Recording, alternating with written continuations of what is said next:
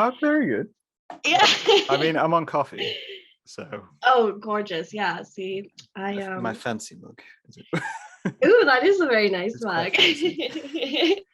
Mine has like something lame on it. Oh, it says home sweet home. I guess that's not too bad. I mean, depends who's saying it at the time. You're right. I mean, it belonged to my parents, so I'll just think of it as cute. Yeah, that's the best way to do it.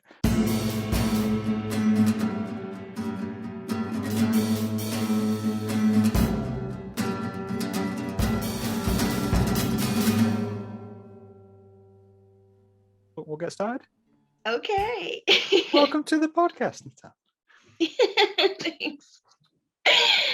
You're very giggly. Yes, I probably should have warned you. I'm very animated. I'll be moving a lot.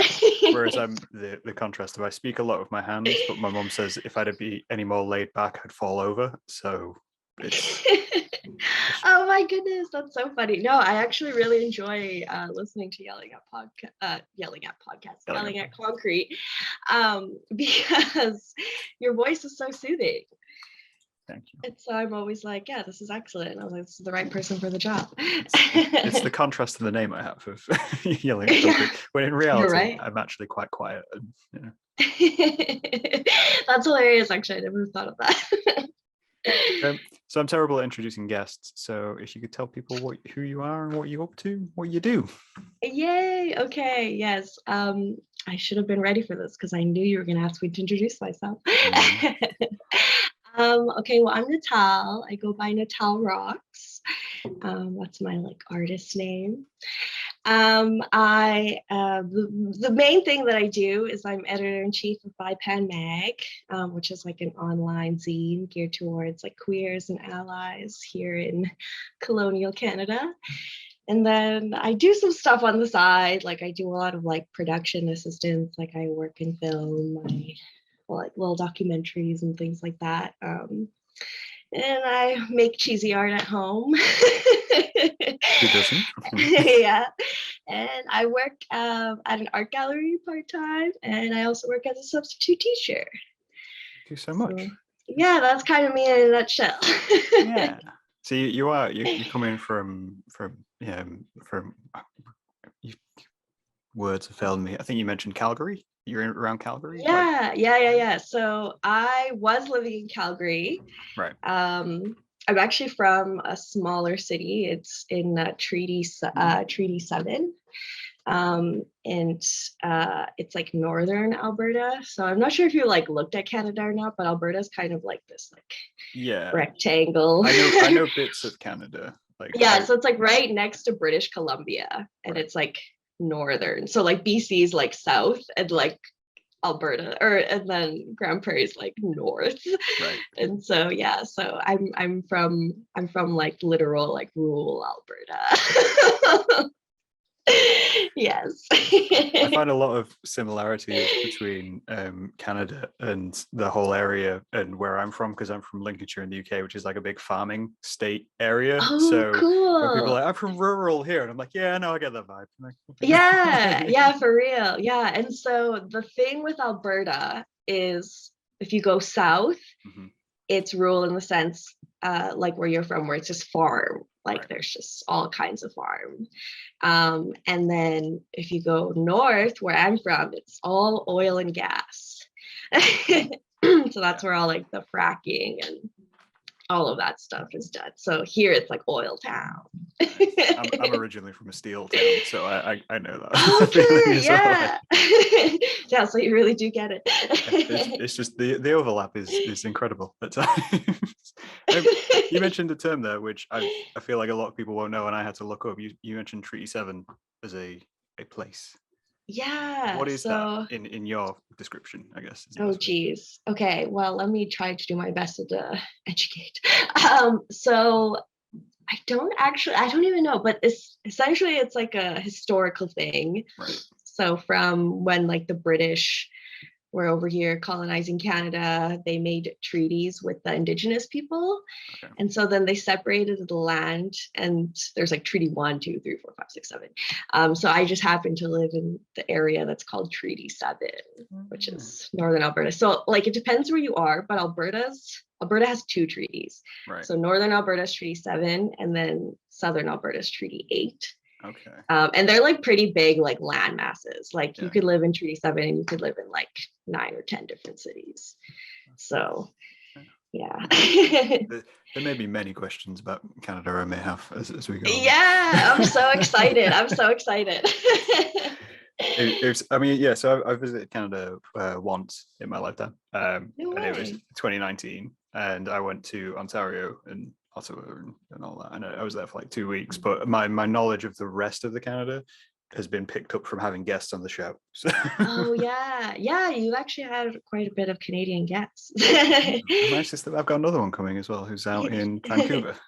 Nice. Oh, that'll be nice. That'll be really cool. We try to try to expose the world to Canada. Yeah. Alberta's very different than Ontario, though. It's not as cool. It's not as big city. I found Ontario quite strange because I spent time in Ottawa and then in Toronto, and the contrast between those two places is so vast. It's just different, weirdly different cities, to say they're huge at the same time. It's funny, right? Yeah, it's funny because it's like Canada's huge, and so we really have like, it's very diverse in what you can get here. So you did an interesting thing, which I thought I would broach, in that we had a few conversations in terms of, I found you through Bipan, obviously, when you submitted it to Coke Oven and got your magazine going on there. And then you basically told me your life story. Almost instantly. Did. I misread your thing, and I thought you had said, because you had said a little bit about myself or something like that. And I read it as, tell me a little bit about yourself. And so I was like, yeah, okay. And then I sent it, and then I reread the email, and I was like, he didn't ask for this at all. It was one of those moments of I opened up the email, I was like, wow, this person is extremely open with their life. Got 3 paragraphs. I am an open book, but that was quite embarrassing. I'm not gonna lie. I was like a little bit embarrassed after I reread the email and realized that's not at all what you asked me. I was like, well. It was incredibly interesting, though. I must say, as a person, you've had such a diverse life.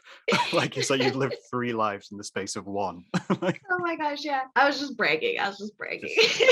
So, oh yeah, just casually went to this place and did this thing, studied ballet, This is so hilarious. Oh gosh, yeah. I need to learn on my literacy. I need to get on my literacy skills a little bit. No, I liked it. I mean, to kind of going off through a bit about that, then you're like, you seem to have lived in a lot of places. Kind of, a little bit. Just like recently, in like the last like 5 years, I'd say. Because really, honestly, I grew up here my whole life until I was over 20, and then I went to university. But I have actually only really lived in Alberta when it comes to Canada. I've only lived in a few cities in Alberta, and then it wasn't until I went to El Salvador in Central America that was the first time I lived outside of Alberta and outside of Canada. I mean, that's a big change if you lived in Canada. I know your family's originally from El Salvador. Oh yeah, it definitely was. It was a huge culture shock. Everything I did was weird. Even the way I swept, they found weird. You swept? Yeah, I wish that was a lie. I was like helping with chores, and they're like, why are you doing it like that? I was like, what's wrong with the way I'm doing it? It's so funny, just like little tiny differences that I still don't know what was wrong with the way I was sweeping. I never got an answer. Clearly just incorrect. Wasn't good. I mean, is that kind of, I mean, you mentioned in what you sent me, like, you obviously, you started Bipan as a kind of like, was it more of like a reaction to like all the things you'd seen, or was this just kind of an idea you'd had boiling for a long time? I wish it was an idea that I had boiling for a long time. Maybe it was. I think honestly, it was just like the pandemic. I was like stuck in my apartment in Calgary, like completely isolated, like not being able to like leave and stuff. And yeah, I was just like, even though I was like in the same city as all my friends, we were just always chatting online and stuff like that because you couldn't really go out. And like here in Canada, I don't know if it's the same in the UK, but like you can get like fined. They can get like a $4,000 fine, like if you're like caught socializing and stuff. Oh, we had that for a while. That was like part of our lockdown. Yeah, so that's like definitely still a thing here. Right. So like if you people are kind of snakes here, and they'll like call the cops on like their neighbors and be like, there's a mysterious car in the driveway, and like you know. So yeah, so things are like kind of intense here a little bit. And yeah, so I don't know, for like fear of, you know, everything's so new and stuff. And this was like right in 2020. This was June 2020. And all my friends are artists. Like all my friends are very talented. Like way more talented than I'll ever be. Like so incredible. And so I just was kind of like, hey, do you guys want to like put a bunch of stuff together, make a zine? And a lot of my friends had never even really heard of zines. Right. And yeah, and so I kind of like knew about zines from when I was like little.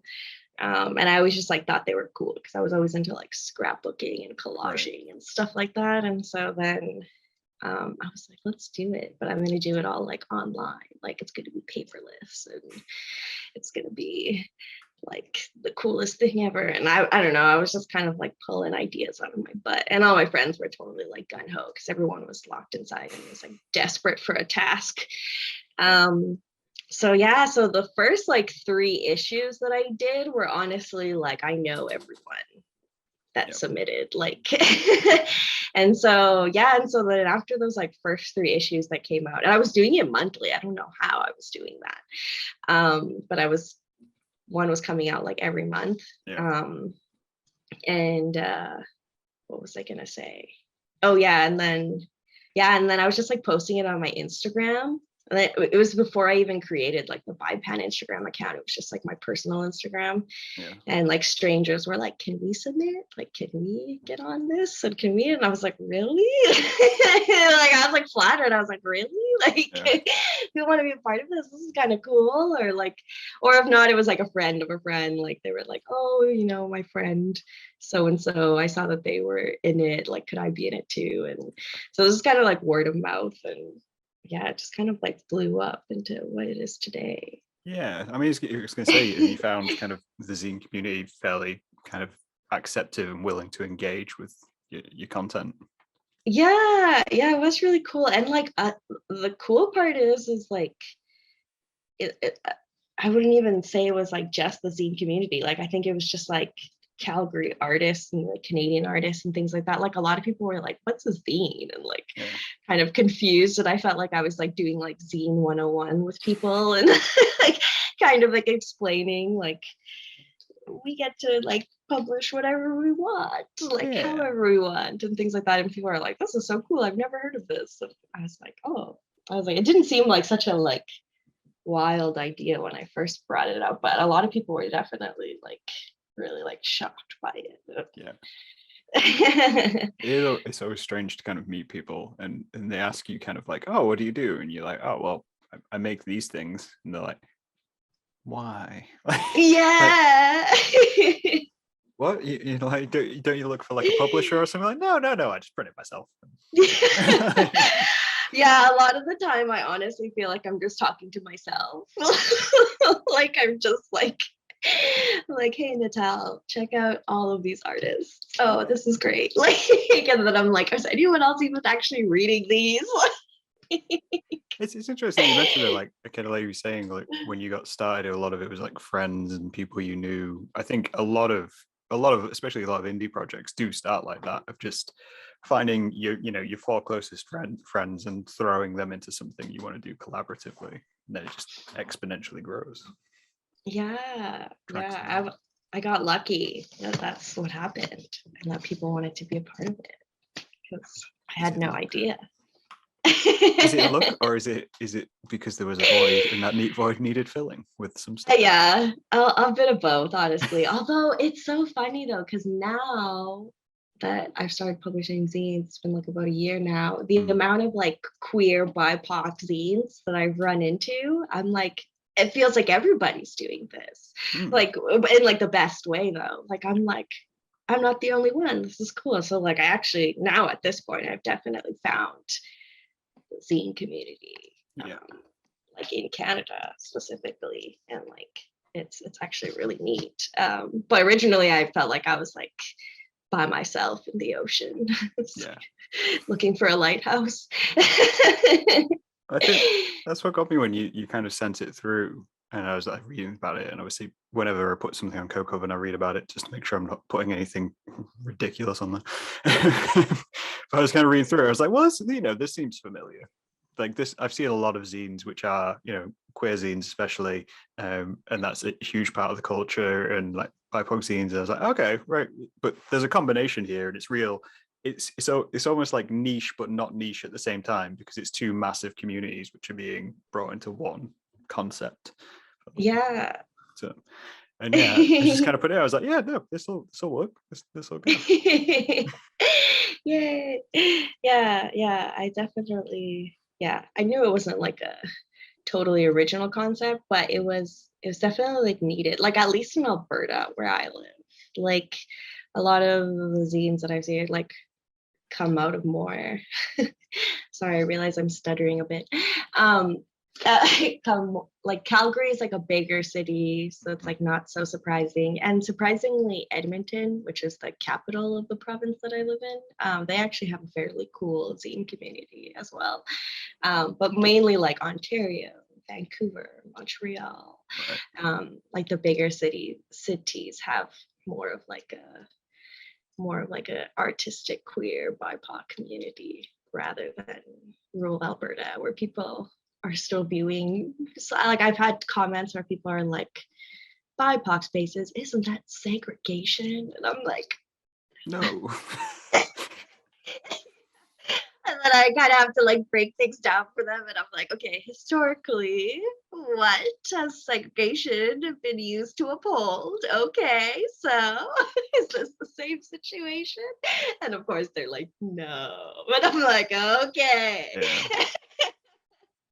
I think this is, in a way, it's a strange kind of, I don't know, it's a weird reaction which you find when you take something to someone and their instant reaction to it is like almost hostility.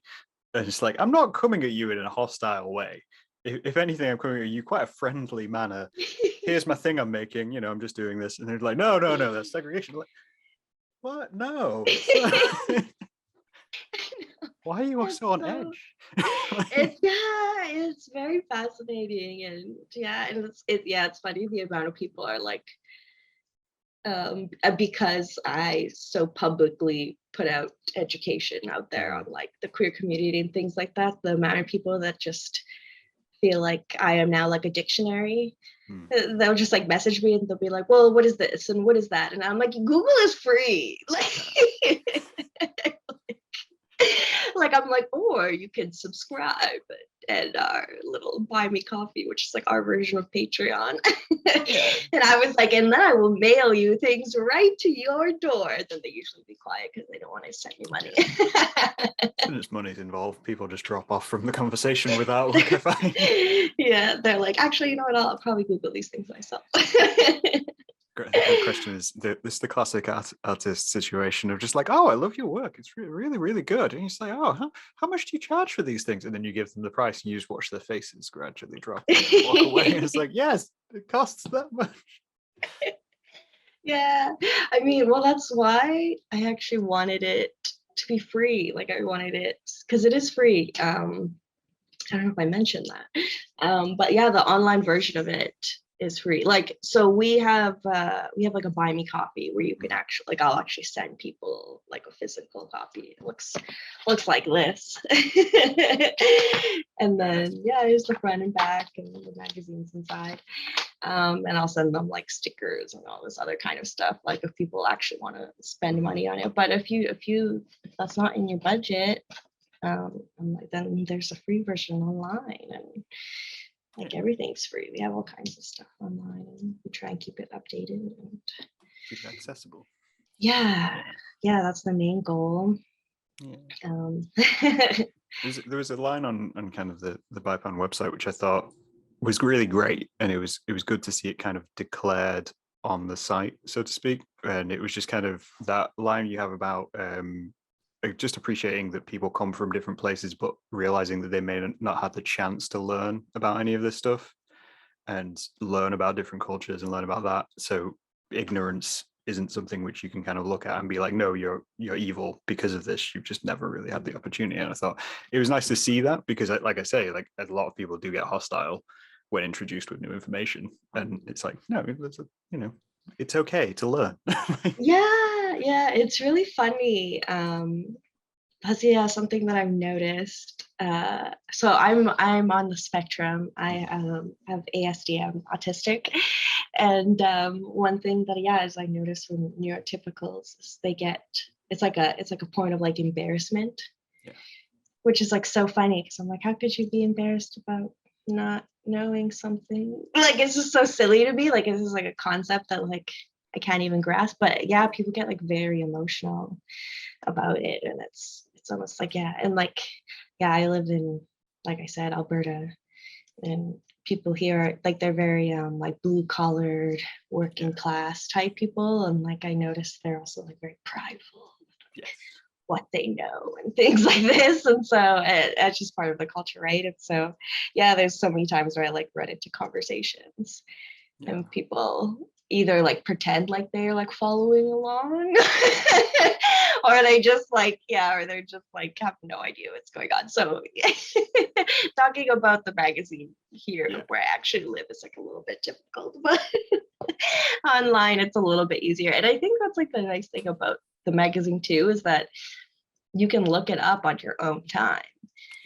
Like, like you can look it up in the privacy of your room or your office or wherever, and if you don't know something, who cares? It's literally just you reading off of a website.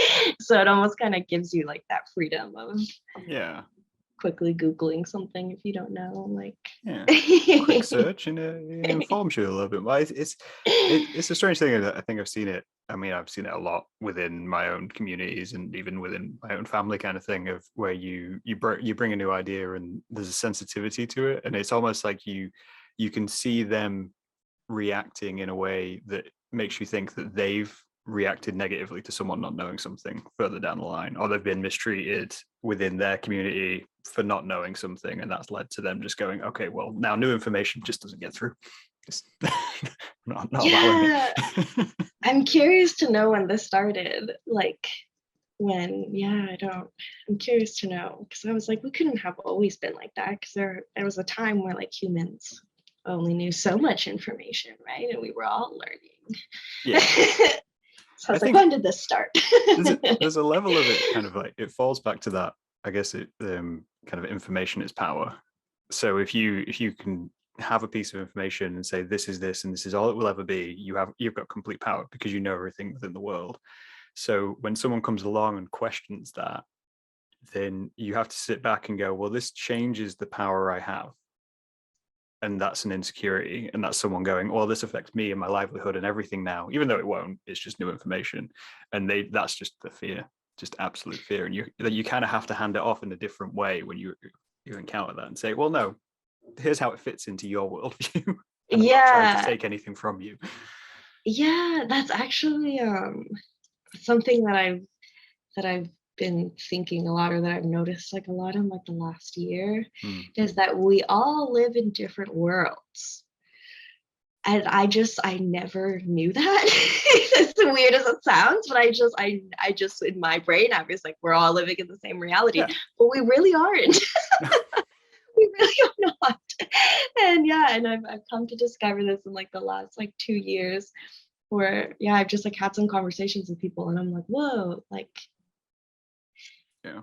Whoa. The crazy thing with that is you can be on the same street as someone and you're both still completely different viewpoints, backgrounds, and everything. And you just meet them and you're like, oh, I don't know how you have that view. I've never had that view. Right? Yeah, just so interesting. And I think that I'm a pretty like sympathetic person, right? I think maybe it's just like my background in psychology, but I definitely am very like empathetic towards other people's views. Like I'm like, oh, like I can 100% see how you got there. Like that makes total sense to me. But like the other way around, like for them to think that of me, it's like not there. And so then we're like, okay, well, let's agree to disagree. And but yeah, I find that I'm typically the one that understands like both point of views, whereas like they're usually just like stuck in one. But maybe I don't know, maybe I've just had some bad luck. No, I think it's always an interesting thing to see. I mean, I think the example I always use, and I think I use it when I talk about my trip to Canada, is it's like when you're learning new information, you're learning different worldviews, you kind of have to step back from it. Like as soon as you've learned it, you're like, here's some brand new information. Like I didn't know that the history of Canada at all, really. Like before visiting there, it's like I knew Canada. I was like, I want to go, and it looks cool. It's like there's some stuff over there. And then I went to the Canadian Museum of History, and I did the classic walk, which every white person ever does, which is I'm going to go through this museum and find out what we did wrong, and which was hidden from us because no one's ever told us about it. No way. So you like get there, you're like, oh, okay, right, and you almost kind of like you almost become slightly deadpan to it. Like you've seen it all at this point. Like no one could come to me and say, yeah, England did this, and I'd be shocked by it because now I've seen it all. And you kind of walk through, and then you step back afterwards and go, okay, that's a lot of new information. I kind of understand why a lot of people in this country hate me now. How do I move forward from this? Oh my goodness. And I think some people are capable of like doing that step back, and some people just aren't, and they see it as like, oh, this is clearly an attack on me. And yeah, that's so funny. And I've had similar stories, but the opposite. Whereas Canadians will go to like the UK, and then they'll hear someone in the background being like, speak English correctly. Oh yeah. I had a friend who was like, because I believe the term is the Queen's English, right? Okay, yeah. Yeah, and they're like, speak English correctly, speak the Queen's English or whatever. And my friend was like, we didn't ask to be colonized. I mean, to be honest, that annoys me more than like anyone saying speak English. Like if someone's approaching someone who doesn't speak English and they're like, oh, just speak English. When someone says the Queen's English, it riles me up more because I'm from like working class background when none of us speak like that anyway. Right? That's what I thought. I was like, I know like a lot of like British people, they don't even sound like like nobody speaks like this. The only reason you want to do this is because you want to be in control of this situation. Yeah, I mean, it's usually like older people like that would do comments like that. I don't think anyone like in our generation is care. Hopefully not. I find usually of our generation, it's people online get really persnickety about English and language and grammar, and I hate that because I write like I speak, so we're doomed. Same. Yeah, same. Yeah. A lot of the stuff that I write is very like diary entry type format, and it's just supposed to be like very personal, like I'm inviting someone like into my bedroom, and I'm just like, this is what it would be like to live inside my brain. I tend to not use commas. That's my mistake. I just use huge run-on sentences. Yeah, I'm the same way. My teachers used to always be really upset about me about that. And I was like, well, English is my second language, so. Excuse English is my first language. I just don't care. Oh my gosh, I love that. Have you seen like that meme that's like, if you ever correct my English, I don't respect the language. I saw that meme and I was like, that's me. So, I mean, English is your second language. What is your first language? So I was actually born here, but my parents were both from Central America, Guatemala and El Salvador. So they grew up speaking Spanish because we were colonized by the Spanish, and so at home we spoke Spanish. Right. And then when I was about 4 or 5 years old, I was around maybe closer to 5. I learned English. And then as soon as I learned English, my parents put me in French immersion. So by the time I was like 6, 7 years old, I could already speak 3 languages fluently. And I just never learned any correctly. I'm trying to learn Spanish at the moment. Are you really? I am struggling. My brain is not built for language. Oh geez. I would recommend listening to like radio or TV, like just like have it on in the background and stuff. I think that helps. What I need is a good Spanish TV show, like just some show which I can just put on and be like, yeah, I'm gonna watch this and we'll figure it out as we go. Yeah. Oh, there's definitely, especially like I know Mexico has like a really huge like telenovela scene. I don't know if you'd be into that, but for sure they have a lot of TV that comes out of Mexico and South and Central America. But yeah, I don't know about Spain, honestly, but actually Morocco, I think, comes from Europe, which is a pretty good show, and it's in Spanish. I'll have to write that one down. It's about one of the wars there. I haven't watched it in a long time, but I did find that one interesting actually. But yeah, I'm sure you could find some good Spanish. I think that's what I found so far. Is I found shows which are in other languages tend to be dramas and tend to be very serious, and I'm like, okay, this is great, but I also don't need to know the words for murder and this is like a criminal drama, and I'm like, no, I need to know how to find the bank and get to the bathroom. So funny.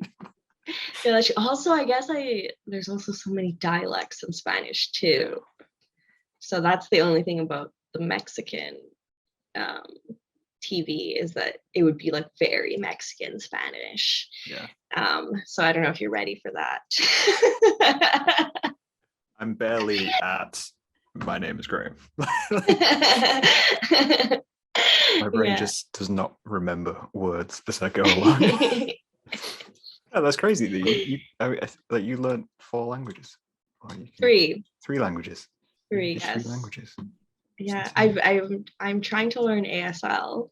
I know like the American Sign Language. I don't know if they have a different one in the UK actually. There is. It's one of the most annoying things in the world that there exists an American and a British version of sign language. That is really weird. Yeah, I never thought about that until right now. Yeah. I was like, American Sign Language. Wait a minute. And I was like, you live in the UK. You probably wouldn't use American Sign Language. I've been learning for about like a year now. And as a substitute teacher, like sometimes sometimes teachers, if they just like get sick last minute and there's like not much of a sub plan, I'll always like figure out a way to like incorporate ASL into the thing. I'm always like, hey kids, we're gonna learn ASL today. So now I'm just like that sub that comes in and teaches ASL. I mean, that's not a bad thing to do. No, that's memory forming. Yeah, it's I mainly use it. It's just so I have someone to practice with, because if not, it's just me by myself learning. So how did you get into teaching then? Like, obviously, you mentioned you got a background in psychology. Yeah. You also mentioned you've got film production experience. So how do you end up in teaching? Right? So weird. I've always been in education, which is nuts. Like since I graduated high school, I got a job. I was my partner at the time. His mom's just like the sweetest woman alive, and she just she found a job posting for like my old elementary and junior high school, which was a French immersion school, and they were like, we're in need of like an EA to replace an EA in here is called an educational assistant. Okay. So another term would be like teacher's aide. And they were looking for an EA for kindergarten to replace an EA that was going on a mat leave. And she was like, you should apply for this. And she just had so much faith in me. So I was like, okay, I will try. And I applied, and that was the hardest job interview I've ever had to do to this day, because I think it was like freshly like 18 or 19.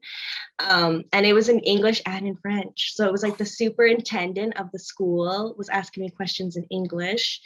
And then the principal of the school was asking me questions in French. And they were like, it's not even like there was the same question. Like he would ask me one question and then he would ask me another question. And I was like, and I was like, I literally like laughed and I was like, that was embarrassing. Like, I was like, who knows? Like my like 18, 19-year-old self, like, I was like, who knows how that went? And like, literally like, as I was like getting like back in my car, my phone rang and they were like, you're hired. And I was like, what? Yeah. I was like, okay, clearly y'all are desperate. And so I got that job, and right away, because and they knew who I was, obviously, because like it was literally like my old principal. Right. Yeah. So they like knew my background and stuff, and so then they were like, yeah, here you go, here's this job. And then automatically they were like, we're going to train you to work with the ESL kids as well, because like Grand Prairie was starting to grow and we were starting to get like a lot more immigrants, and so we were starting to get a lot more students that were ESL, and they were like, you're perfect for that, because they just happened to all be like Latinx students. And they were like, and you just happen to speak Spanish. So my parents were right in teaching me all these languages, because they were like, you'll get job opportunities, and right away I did. So I was like, you guys, you knew what you were doing. You figured out the game early on. So I've kind of like always been in education, and the goal is to get like a master's in psychology, and I'd love to do like a BIPOC like liaisons like in the schools, for like BIPOC students and staff, because right now we have an Indigenous liaisons in the schools in Alberta where I live, in like all the schools, but it's definitely, we need a BIPOC one as well, because some of the stories that the teachers have told me, I'm like oh no. And they're like one of my favorite teachers, who was like my science teacher in junior high, and he's like a white man, and he was like, I had to like tell children like not to use certain words, and like me as a white man, like this is not my place.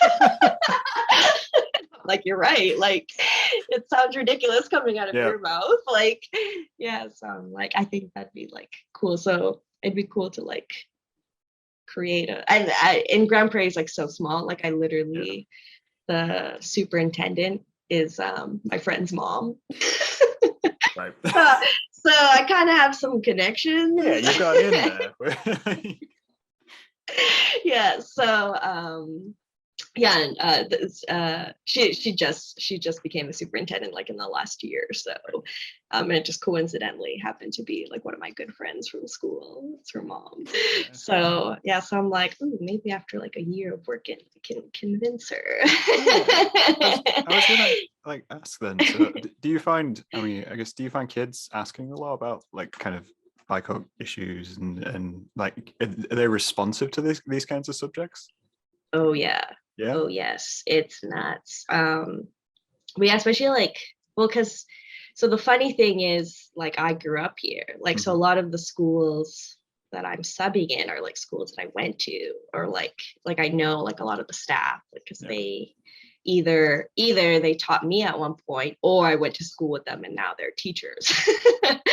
And so it's like, it's quite so it's funny, because I have like firsthand experience of what it's like growing up as like a visual minority small rural Treaty 7 Alberta.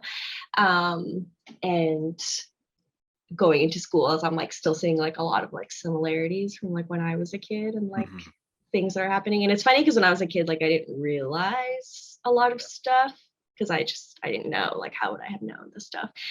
But like now that I've, you know, moved and been somewhat more educated and things like that, I kind of see the world a little bit differently and I know what's appropriate and what isn't and things like that. And so sometimes I'll still see like things that was going on like when I was a kid that like I experienced and stuff. And so I can kind of relate with these students like on another level.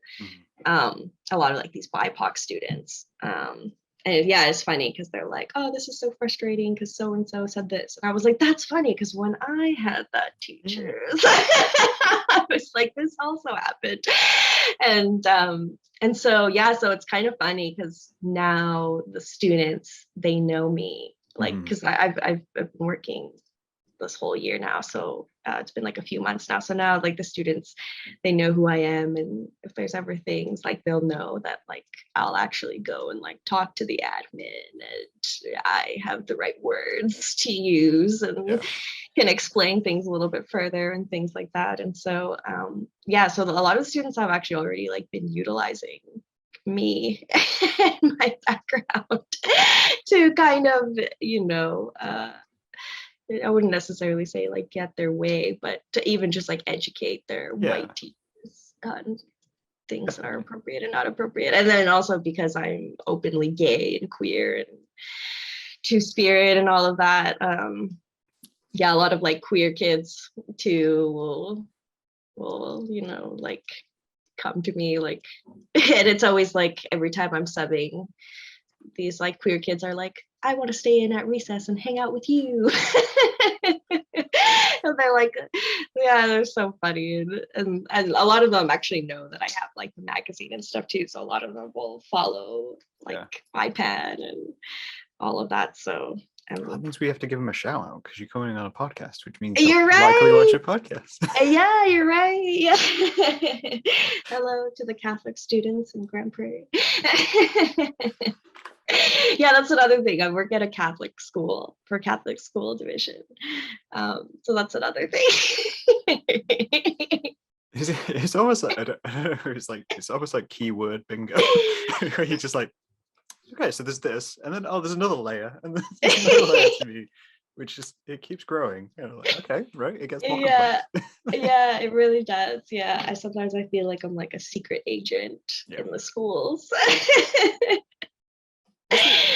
It's interesting that you mentioned it though, because like I think it shows how much even just like a small bit of representation, how far that'll go in just within a community. Like you kind of saying, like being a minority within a school of, I think within our hometown we had like 2 Black kids, and that was it. And I didn't meet anyone else until I was well into my teens. And I always remember having the conversation where it was just like, so, you know, how are you learning about like what you're into? And he was just like, yeah, it all comes from my mum's side of the family.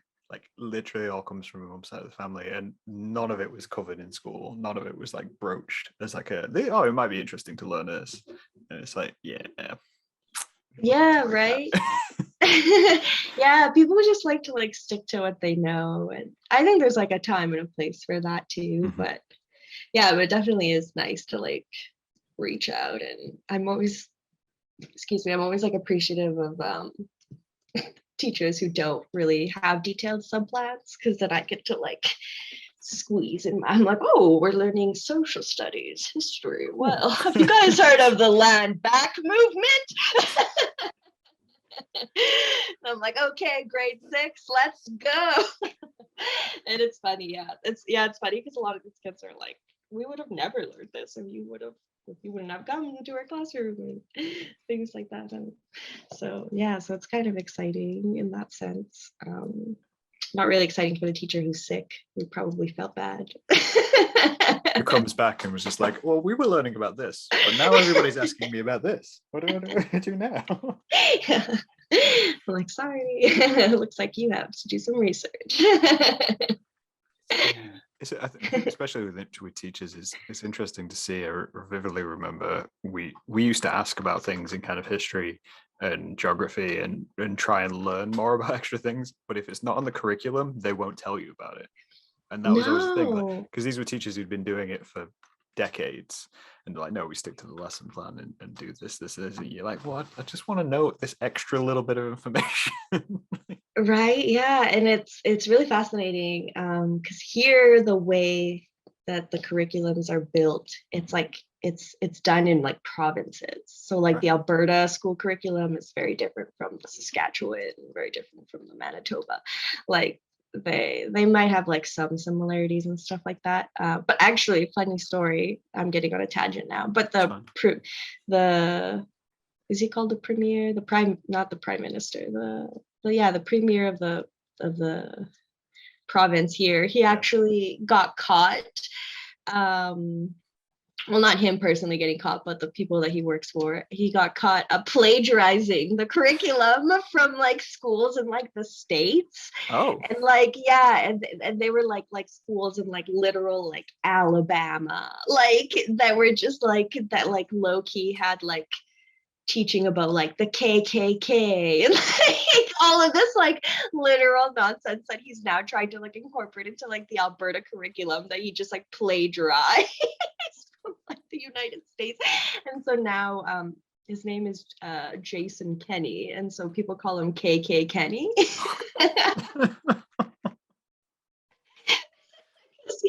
He got caught plagiarizing this school curriculum. So but it's funny though, because at first everyone was like, hooray, like the curriculums are finally being updated, because from like the curriculum that we've been using hasn't been updated since like 1960. Right. So like especially like elementary and stuff, like literally in the 60s. So like people my parents' age here in Alberta would have been learning the exact same stuff that like these kids are learning right now. So we're like, we definitely need to update these.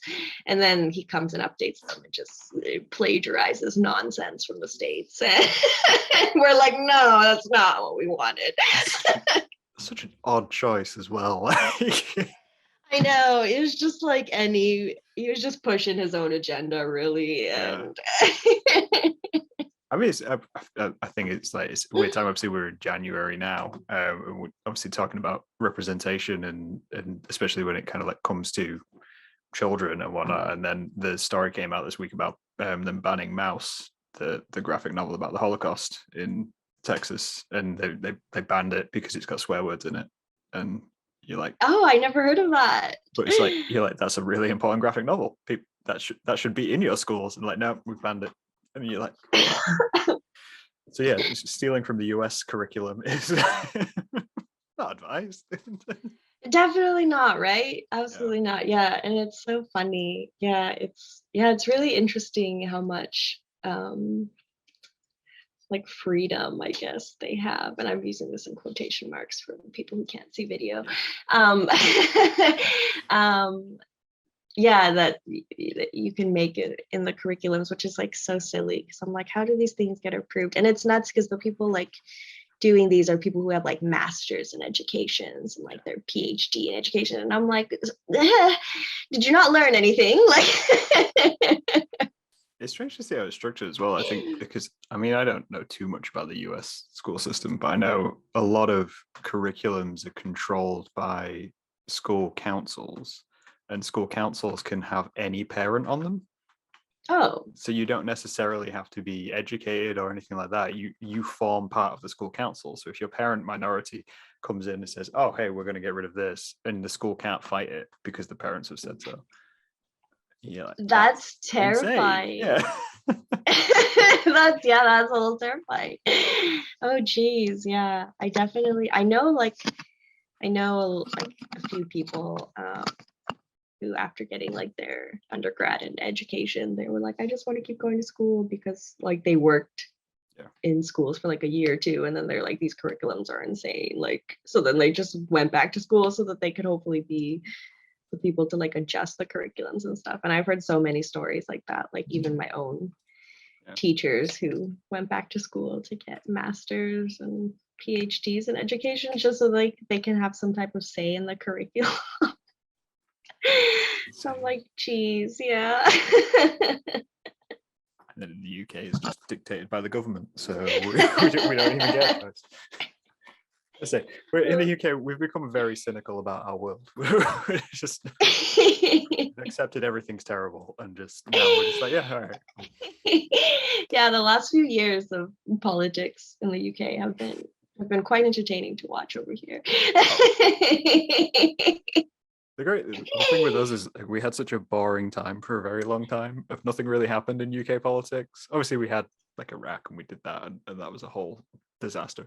But we were just like, okay, so it's fairly dull, and then all of a sudden, the last few years, it's like, oh no, we're just going to embarrass ourselves in front of the world.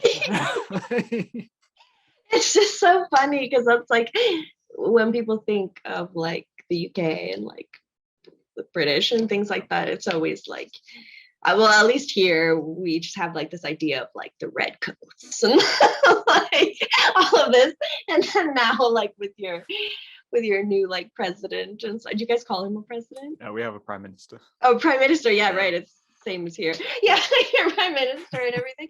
We're just like, wait a second. Yeah. This isn't the British that we learned about in our textbook. I always enjoy the because it kind of coincided with the US electing Trump, and there's that meme going around which is along the lines of like, it's like, oh, the US elects Trump, and then the UK comes along and goes, hold my beer, and we can do better than this. So, yeah. And they have like similar hair. Yeah. Like... If anything, I'd say ours is more dangerous. Oh, geez. Because at least with Trump, everyone kind of understood the situation, whereas ours has a weird root in the colonialism of everything. And we're like, well, yeah, we're fine. Living in the dumpster fire, which we are. Oh, geez. I don't know. I mean, yeah, I don't know. Here with our KK Kenny, we can't really. I mean, it's interesting you say that as well. Kind of, that was my culture shock when I went to Canada, was realizing how conservative huge areas of Canada are. Because from outside, it's like Canada's friendly. It's, you know, it's the positive stereotype which wipes out everything else. And you're like, yeah, Canada's friendly. They're well, whatever. And I got over there and I saw some political campaign adverts, and I was like, wow, yeah. Yeah, and like going back to like people live in different realities. Yeah.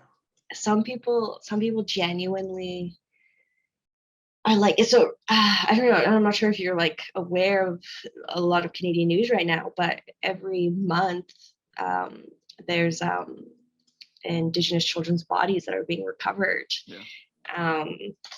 On the old residential school camps that we have here. And it's funny because we're recovering all of these like hundreds of bodies every few months. Mm-hmm. And people here are still like, we are so kind and friendly. We love our people. We're like, I'm like, okay, like, yes, yeah, but no.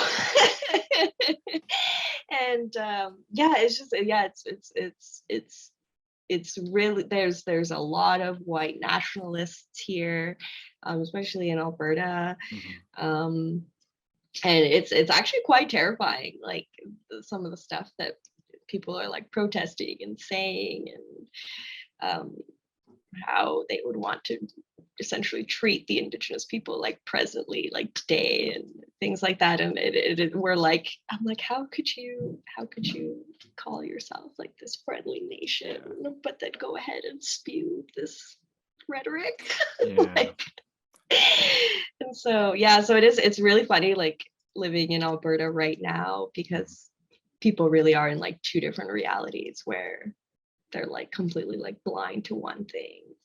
And there's like actually a lot of people here that I've had conversations with, and they're like, well, the children got sick. Oh.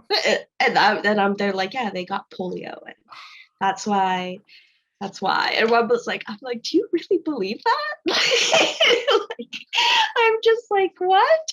And they're like, yeah, like there's so many people who just believe that these children, they just got they just got a little sick. And that's just what the nuns and priests had to do. It's just bury hundreds of sick kids, I guess. Because that's logical. Like, I wish Britain had known about that excuse. Like, geez. They were just sick. Just India, China. They were all just sick. We did the right. Yeah. They genuinely are like, yeah, we did the right thing. They were just ill. And I was like, yeah, and like, it's people who like are still taking away this like rhetoric from like whenever this was, like, because this was like the 60s scoop and thing. And it's crazy because this is like even when I was in university, actually, I took a few Indigenous studies classes, and in the city that I went to university in actually has the biggest Indian reservation in all of Canada. Okay. And so a lot of students that I went to school with are actually First Nation here in Canada. And there was a few residential school survivors that were like in some of my classes actually. And which is nuts because I'm like, you are people right in front of me.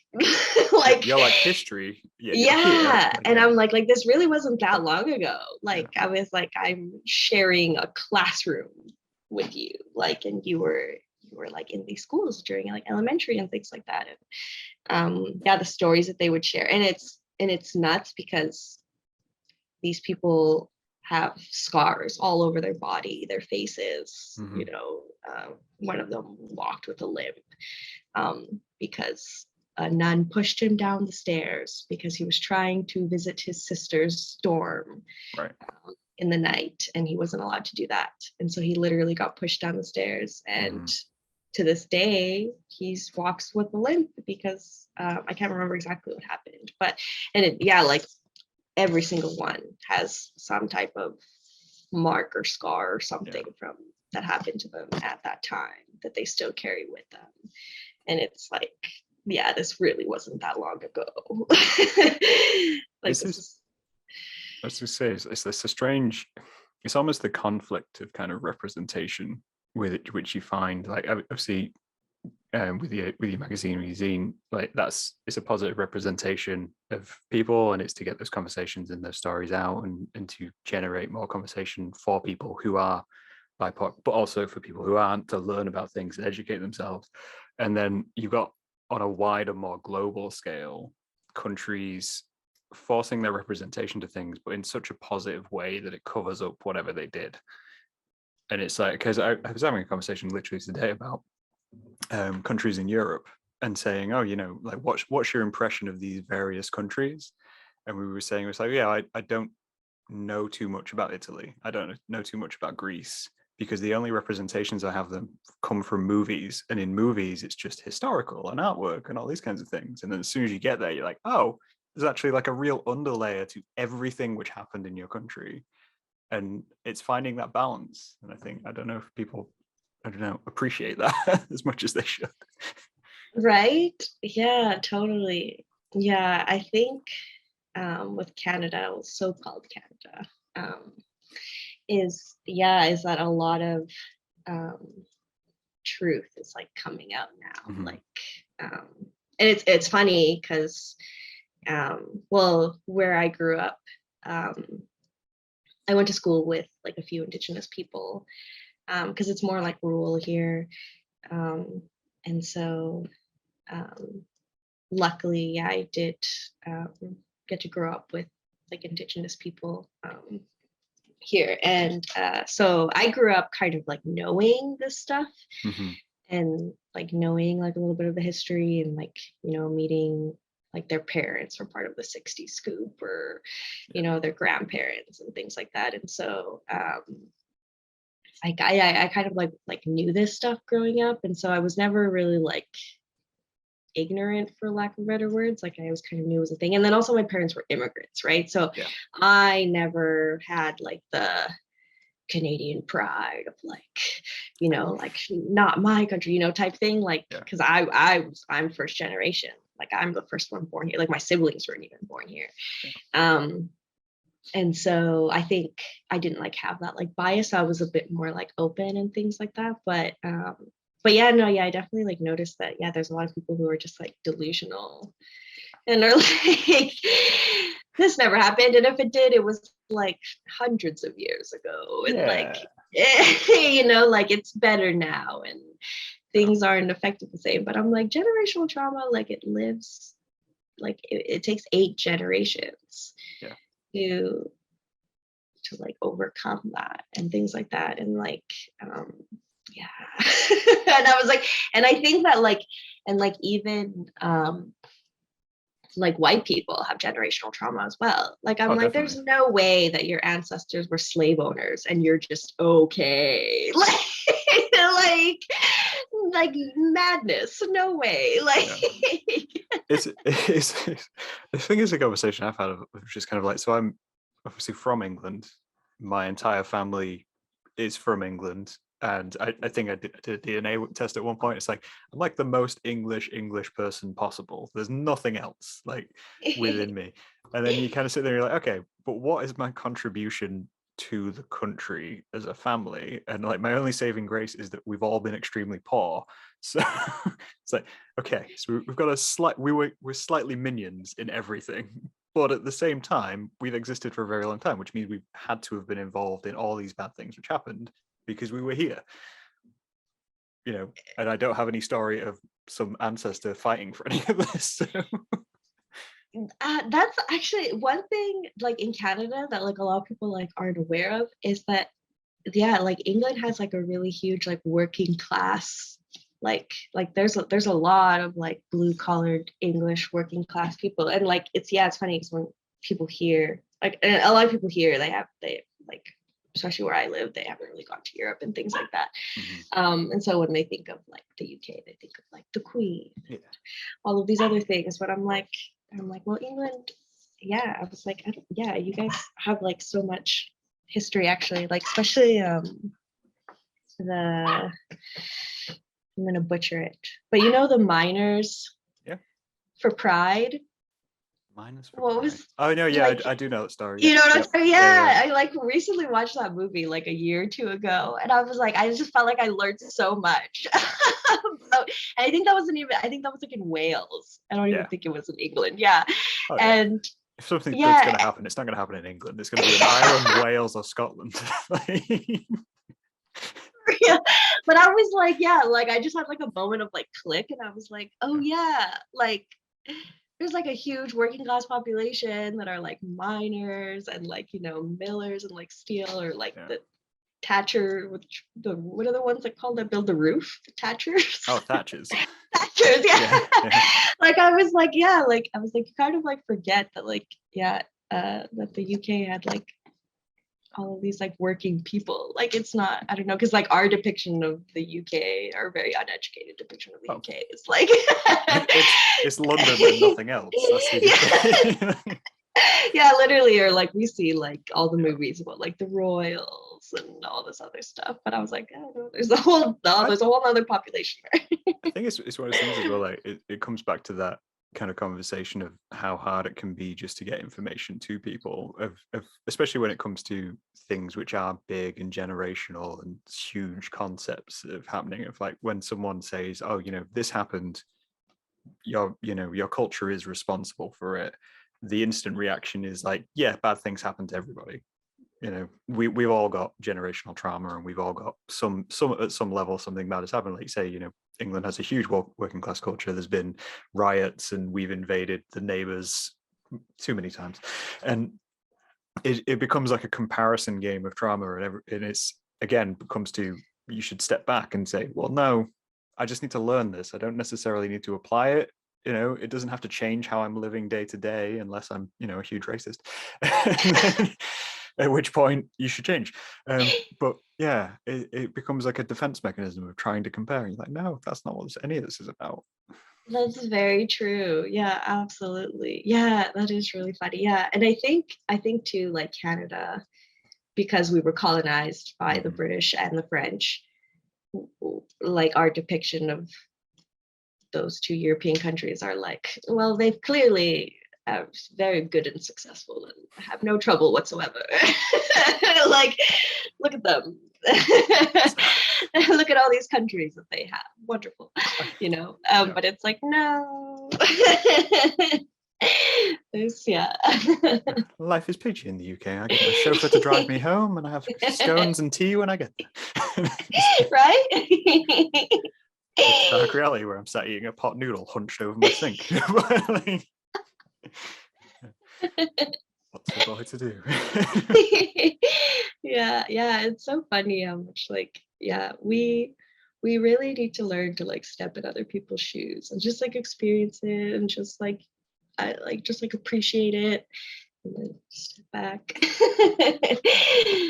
Definitely, I think that's definitely what we do. I think your magazine is a big could be a big part of that. It could be a big step towards that. You know, it presents information in a way which is, and I'm going to say offensive, but isn't, you know, in your face. It's more in a friendly, here's just read some stuff.